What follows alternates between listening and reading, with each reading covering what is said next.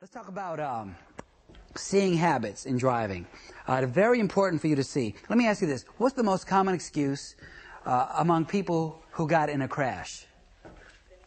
I didn't see it. I didn't see it is the answer. People are just driving along. All of a sudden, hey, they just appeared and I got in a crash. Let me tell you something right now. The majority of people I see driving look right down over the dashboard in their car, at the car in front of them. That's all they're worried about.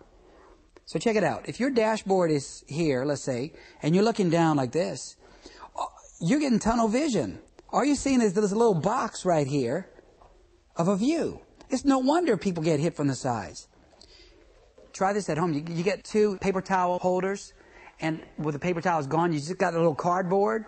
Put the cardboard on your eyes. That's pretty much what you're seeing when you're looking right down over your dashboard. So I'm going to give you some really good techniques for being able to see everything out there. First of all, aim your eyes upward. You want to look up.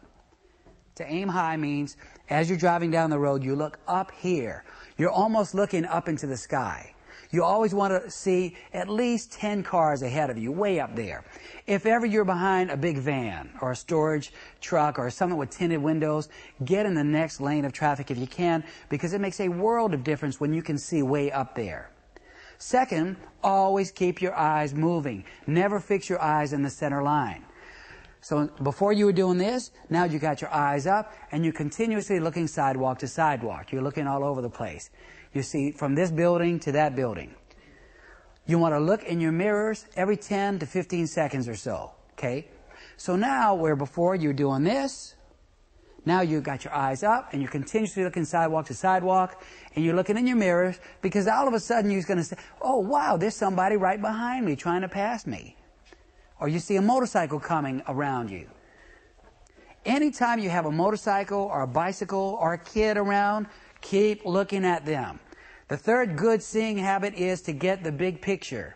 The big picture simply is everything on the road that you can identify as a potential hazard to you as a driver. So, when I'm driving down the road, before I was only looking at the car in front of me. Now my eyes are up, looking all around. Look, here's what I'm seeing. I see a guy sitting behind the wheel of his car about to pull out. So I better watch out for that guy because he might pull out at any second. Here's some kids kicking the ball on the side of the road. There's a ball rolling out. There might be a kid behind it about to run out in front of me. Motorcycles like to come up on you really fast. You know that. So when you see a motorcycle anywhere around, keep your eyes out for them until they're gone. So you got your eyes up. You're identifying anything on the road that might affect you. Not locking your eyes in one place. Keep them moving side to side. Mirrors ever so often. Okay. Validation question number 22 is E. Let me ask you something. What is the most common excuse for people who are in a traffic crash? How about, I didn't see him. It wasn't my fault. We are now going to discuss 4 crash situations. We'll call this discussion, it wasn't really my fault. These are true crash situations which I have embellished somewhat for your amusement. However, what you should do is look at these situations, look at the laws, and tell me in each case who was the cause of the crash. But keep in mind, it normally takes more than one driver to cause a crash. And even if you're not legally at fault, many crashes could be avoided by using techniques we just discussed. Now, what did we just learn a while ago about intersections? Okay, now, here's a crosswalk, there. The intersection starts right there. Okay, now, here we go. Car number 1 has been following car X. There's 2 lanes of traffic in each direction, okay? It's in the city. Now, car number 1 has been following car X. So car X has gone across here and they stop. Car number 1 is going to stop right here because they don't want to block the intersection. Gridlock.